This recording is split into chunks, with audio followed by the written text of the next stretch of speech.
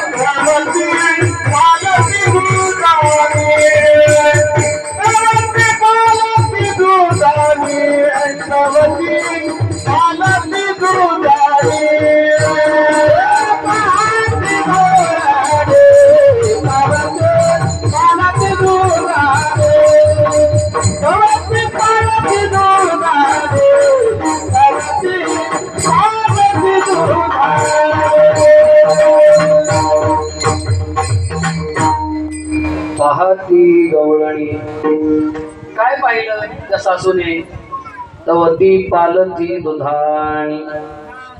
कुणीतरी दही दूध खाल्लंय, भांडी अशी उकडी करून ठेवलेली आहे.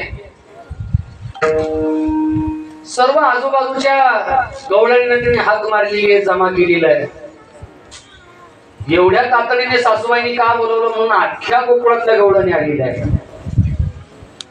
आणि मग सासूबाईंनी थोड्या गंभीर आवाजामध्ये सांगितलं, मुलींनो आजपर्यंत गोकुळामध्ये अनेक गोष्टी घडल्या. अनेक आगासुर आला, बगासुर आला, तोनावत आला, शाक्तासुर आला, भीमासुर आला, प्रलंबासुर आला, धेनुकासुर आला, कागासुर आला, त्रिकासुर आला, पुतना आली, मावळभट्ट आला. अनेक गोष्टी घडल्या, पण आजपर्यंत गोकुळाच्या इतिहासामध्ये जे घडलं नाही ते पहिल्यांदा आपल्या घरी घडलं, माझ्या घरी घडलं. काय घडलं आत्या? माझ्या घरी चोरी झाली. मग सगळ्या गवळणी मी पाहिलं, खरंय पाहती गवळणी तवती पालथी दुधारी. आत्या खरंय चोरी झाली, पण कोणी केली असेल?